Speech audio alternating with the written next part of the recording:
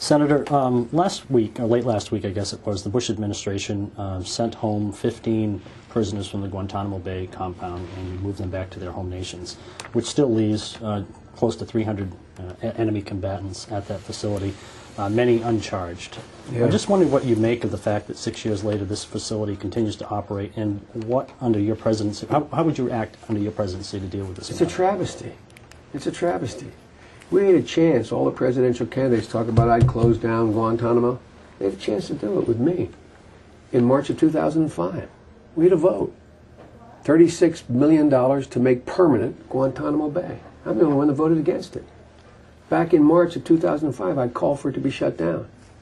Back in March of 2005, I said, it's creating more terrorists than we are, in fact, dissuading.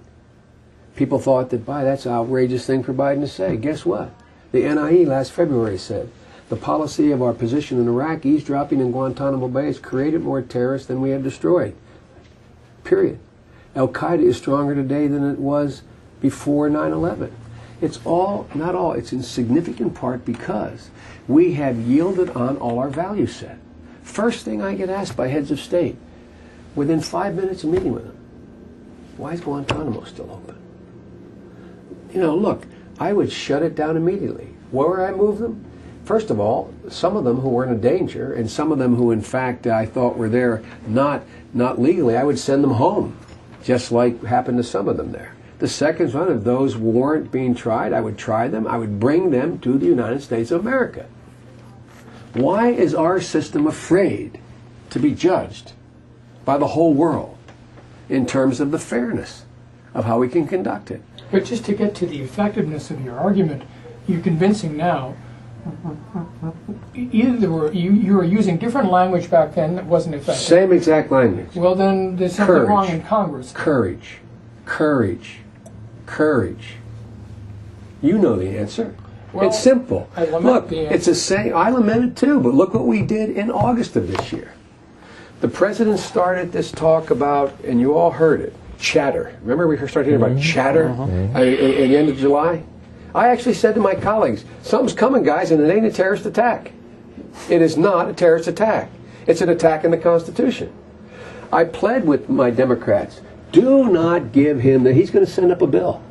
Do not give him the authority to continue to violate FISA, which I was one of the 4 authors of. Don't let him do it. So guess what? The day before we go on recess, he introduces a bill. What happens?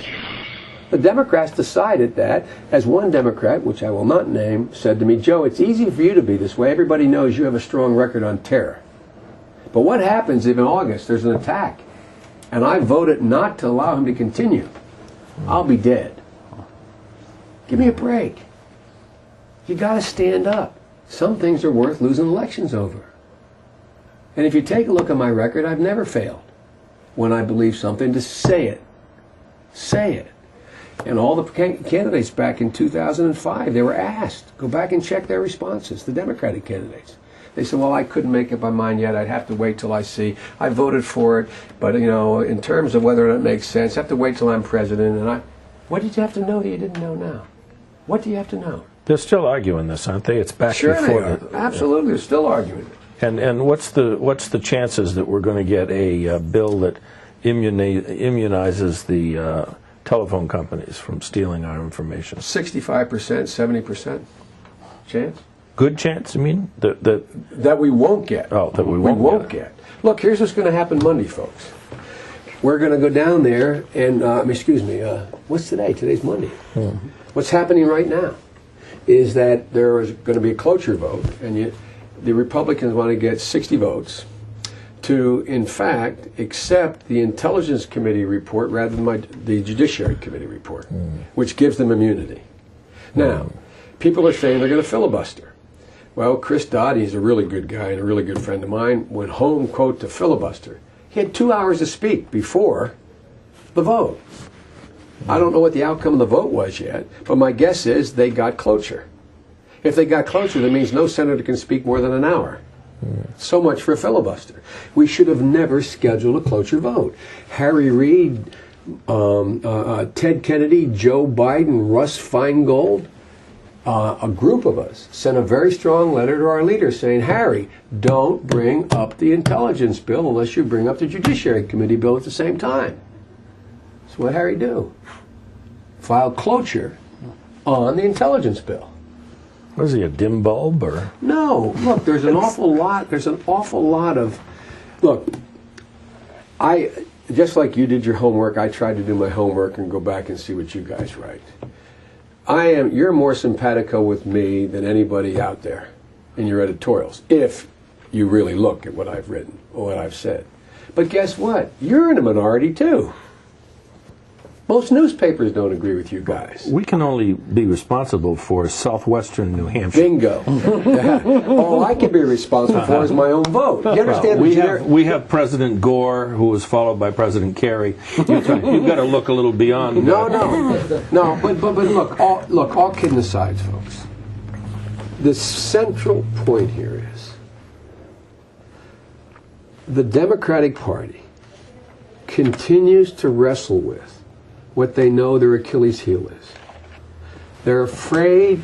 You guys can right now, I'm not asking you to respond, but you could, if I were conducting my con law class and said, here's the blue book, you got a half an hour to write out for me what is going to be the Republican game plan for the next election. I walk out the door. Even without looking at each other's blue books, you'd all write the same thing. You know what it's going to be. Now, the question becomes, who among the Democrats has enough grit, enough of a record, and enough of a reputation that they're impervious to these attacks? How is Rudy Giuliani going to attack me on terrorism? How are they going to do that? How can the military, how can they go after me with the military when I probably have more friends in the Pentagon and the Joint Chiefs and the rest who share my view about the non-use of force? How are they going to go after me of being not knowledgeable about international affairs? How are they going to go after me of being weak on national defense or protecting the troops? But a lot of people out there don't have my record. So what do? They're a Democrat. They sit there and say, just like they did in the terrorist thing, there's all this chatter. Joe, what happens if it's correct? I'm dead. If it's correct, there's an attack in August when I'm home in recess, and I voted against giving the president the power. He's going to say, the reason for the attack is I lost my ability to eavesdrop. And it goes back to whether or not you can inoculate yourself against the attack by a record and by a reputation and by a character that demonstrates exactly what you do. And my problem is I don't fall in a neat category. I'm the guy that, you probably weren't happy with him, I'm the guy that embarrassed Clinton into going to war in the Balkans. It was the right thing to do.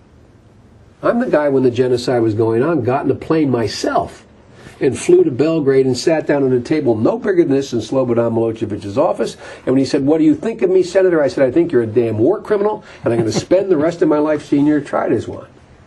He released that to everybody, thinking that, and a lot of people back here thought that was inappropriate for a chairman of the Foreign Relations Committee to speak to a president of a country. He was a war criminal. And all I could think of when I sat there was my father, who used to say, we used to eat at our, have conversation at dinner and incidentally eat. And he used to rail against why no one spoke out in 33, 35, 37 against Hitler. But ladies and gentlemen, this isn't about experience, this election. It's not about change. It's about action. Action. And the inaction we engage in is as debilitating as the action we take in this administration. And so I'm sorry to be so forceful about it, but it is, when you ask why the Democrats do it, is because they feel exposed on it. They feel exposed. And they really believe that if there was an attack, they'll get blamed. And it's a really hard sell, I'm telling you. It's a hard sell. When I did what I did on Guantanamo, I got blistered. I got blistered. There weren't 3 editorials in the country writing about, how about Biden standing up and wanting to shut that down? In my home state, I got blistered. Why didn't people vote for it? They got blistered. And, you know, this is important stuff.